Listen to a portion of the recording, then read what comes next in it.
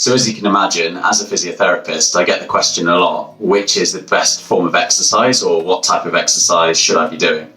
And that's a really tough question to answer, because there isn't one type of exercise that's better than another. When we think about exercise, we think about lifting weights, think about running, think about swimming, think of the more kind of high intensity types of exercise. But there are loads of different forms of exercise, and the best one for you is probably the one that connects to your values and your goals the best. Now, I know it sounds obvious, but the best form of exercise is the one that you enjoy, because you're more likely to stick with it. We're going to go into that in a little bit more detail today, about how we can unpick what exercise is best for you, how to stick with it, and also the benefits of exercise as well. A lot of the time when we think about exercise, it can be quite daunting. We don't really feel motivated about it.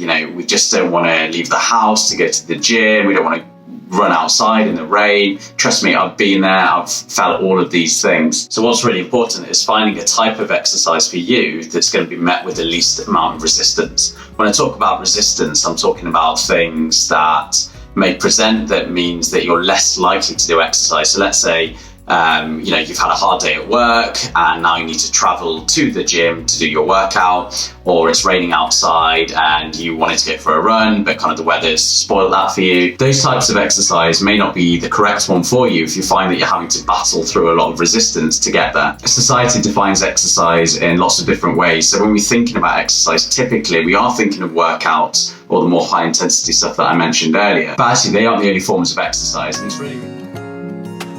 So, a quick search of the definition of exercise says that exercise is any bodily activity that enhances or maintains physical fitness and overall health and wellness.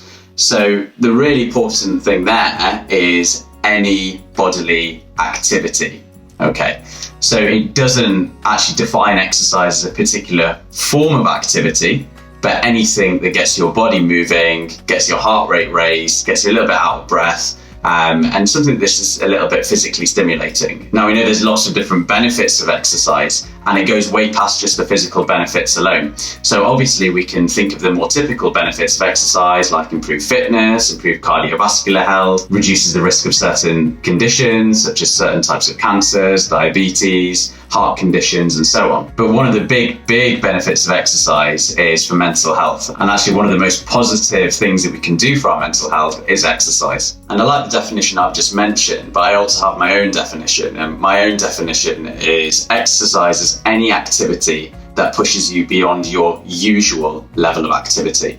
Now, what I mean by that is we may operate at this level for most of our day, and then we may take up a form of activity or exercise that just pushes us beyond that slightly. And that can be anything. So that could be going for a walk, it could be gardening, it could be playing with your kids, playing with your dog, whatever it might be. But anything that gets the heart racing a little bit more than it does when we're sitting at our desks can be seen as a form of exercise. So I quite like that definition. Obviously I'm biased, it's my definition, but anything that pushes you above your usual level of activity. A really staggering fact that I came across the other day is that 25% of adults and 80% of 10 to 19 year olds don't do enough physical activity. Now, just let that sink in for a moment. That's a lot of people, okay? Especially for that 10 to 19 year old bracket. And the way that technology is advancing and things are just becoming a lot easier and at our fingertips, I only see that actually going up unless we do something about it. Because as it stands, these high levels of inactivity have a really negative effect on our own health, our health systems, the economy, our communities, our own well-being, the environment, and our own quality of life as well. So it's really important that we have a look at this. I'm not going to go into loads of benefits of exercise today, because it's not that we don't know it's right to exercise. I'm pretty sure you watching, you know that it's good to exercise for our physical health, our mental health, our long-term health, and so on. Okay. It's not the fact that we don't know that it's good to exercise. It's just sometimes it's difficult to motivate ourselves and make sure we're doing it consistently. I'm going to leave a link in the description to a previous blog post I've done that goes through the benefits of exercise if you want to have a look at those. But I'm not going to go into too much detail today, because I want to more focus on how we can increase our activity levels by making small changes. That's what this video is about today. I do just want to say one thing. This is a quote that has always stuck with me, and it's by Dr. Robert Butler. And what Dr. Robert Butler says is, if exercise could be packed into a pill, it would be the most prescribed medication in the world. And that's just so true. As a physio, I see this all the time because there's just so many different benefits of exercise, and it just prevents so many things, or potentially prevents so many things in the long term. It's just, if we could all do it, it'd be great and our health would be a lot better, but it's not just as easy as doing it a lot of the time. This quote summarizes the benefits of exercise so well. And basically what it's saying is that exercise is medicine. Obviously, it doesn't come up with the same side effects as medication, and it has longer lasting benefits as well. However, we know this, okay? We know all of this, but why is it so hard to stick to a routine and motivate ourselves to exercise? Well, maybe it's just because we're not choosing the right form of exercise, or our approach to exercise isn't sustainable. Okay, so let's take a look at the World Health Organization's physical activity guidelines for adults. What we can see here is that they recommend at least 150 minutes of moderate intensity exercise a week. Okay.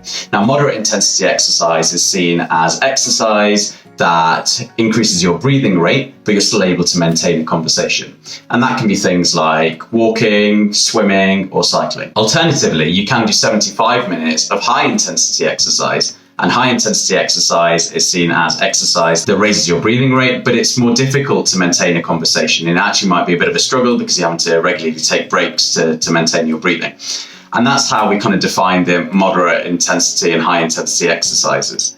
And that's really easy for you to kind of see that yourself. So the high intensity exercises may include things like running, taking the stairs, or even doing certain sports. The other thing that we can see on there is that it actually recommends that at least twice a week you do some sort of strength training. Strength training can be things like lifting weights, it can be yoga, it can even just be carrying heavy items. So it might be carrying shopping bags, it might be carrying a small child, it might be, whatever it might be. And that can sometimes be a really good, fun and easy way to incorporate activity into your daily life. I'm using the words exercise and activity interchangeably here because I don't want us to get caught up into the idea that exercise is something that has to be formally done. And what I mean by formal is it has to be at the gym or running or, taking time out for the purpose of exercising alone. We can include exercise into our daily lives and naturally by taking the stairs more often rather than taking the lift. It might be that we carry a shopping basket around the supermarket rather than using a trolley. There are lots of different ways that we can just naturally incorporate exercise into our daily lives. And I'm trying to use the word interchangeably because I don't want us to see exercise as something formal alone. I want it to be seen as something informal that can be done. And just this concept that we're always active and we're always doing things. So even at the bottom there, you can see that actually it recommends that we reduce the amount of time that we're spending sedentary. So sedentary being sitting down, lying down, and so on. And if we can break up those periods of inactivity, that's also really important. So if you are like me and you spend a lot of time at a desk, then it's really important to get up regularly. I actually set a timer on my phone for every 20 minutes just to get up, have a little stretch, walk around the room and so on.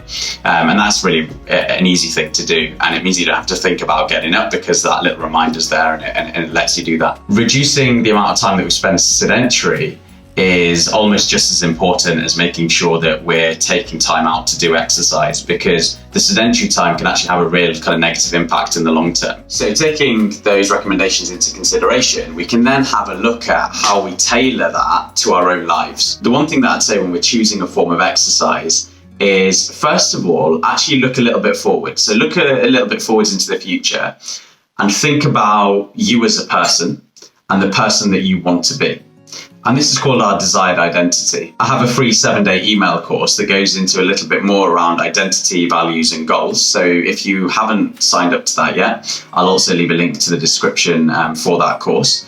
But we talk about identity and how our values kind of shape the direction we take our lives in, and they're all centered around this desired identity that we want to form for ourselves, and we can build goals in around that as well. So it's a really good kind of concise course to go through. And as I said, it's free, so I'll leave a link to that in the description. However, what we need to do as a starting point is think of that desired identity, so the person that we want to be, and think about then whether the current form of exercise that we're trying to do fits in with that desired identity or not. And I'll tell you what I mean by this. So for myself, I would like to be someone who gets outdoors more. Okay, I just think it has a really positive benefit for me personally. So I see loads of benefits of me getting outside. So it improves my sleep, but it also just helps me to be more mindful, and also just be a little bit more grateful in life as well. I just think nature's such a beautiful thing, and when I'm in touch with nature, I just generally feel a lot calmer, a lot happier, and there's just a lot more kind of stillness in my life. So for me, I want to be someone who's outdoors. Now, what I used to do is I always used to spend an hour to an hour and a half in the gym. I might have done that 3 or 4 times a week. That really isn't fitting in with the type of person that I want to be. I get a real benefit from being outdoors. So actually what I've done now is I've changed a lot of my exercising habits, and I do more of them outdoors, whether that's a walk, a run, could be a cycle, it could even just be an outdoor workout. So there, what I've actually done is I've looked at my desired identity and I've seen how exercise may fit in with this so that I can move towards that desired identity. The other thing to think about is our values. And I've done a previous video on how to achieve your meaningful goals, and I'll post a link to that in the description as well, or at the end of this video, it'll pop up in this corner here, I think. But what that video goes through is actually realizing what your values are, and our values are what are important to us in life and what's meaningful to us in life. And they're the direction in which we lead our lives as well. So my own values, I have 4 of them. They are personal growth, spending quality time with loved ones, helping people through my work, and also adventure and fun. So they're my 4 values. I try to live my life in line with those values, and I base a lot of my own decisions on those values. What I do is I then form my goals around those values. So I have long-term goals, and then I break those long-term goals down into shorter-term goals as well. And my values really dictate what my goals look like as well. Again, for more information on this, please check out that video because it goes into a lot more detail. But we can use our values to think about the type of exercise we want to do as well. So we have this desired identity. We have our values, which kind of shape our lives and take us towards that desired identity. And then we can also choose forms of exercise that fit in with that as well. So another thing to think about with exercise is actually doing it with other people. There are so many social benefits of exercise that just make it kind of a lot more fun and a lot more engaging, and just make you want to show up a little bit more. And that's for a few different reasons. When you're sharing the same goals and aims with people, that just makes it more kind of meaningful and fun. But also you can be held accountable by joining certain groups or doing it with an accountability buddy. An example of this is parkrun. So first of all, you just have the joy of doing it with other people, all with the same aim of completing that run. But also because you know it's at the same time every week and there are people that you know there, it makes you more likely to show up. And that's because you're less likely not to go when you know that there's other people there who know that you've been before or who are expecting you to be there. And also we feel like we don't want to let people down as well. So if you're doing this with a friend, whatever exercise it might be, you want to show up for that friend. And similarly, that friend wants to show up for you. So that's a really kind of cool way of starting off exercising and sticking with it as well. With anything, when we're trying to form a new habit, the most important thing is to start off small. So I talk about this in the email course as well, about making things easy for yourself. And what I mean by this is if you're not exercising at all at the moment, okay, start off with 5 minutes. Don't try and jump to doing an hour a week, 4 times a week, because that's a big jump. Start off with 5 minutes, maybe a couple times a week.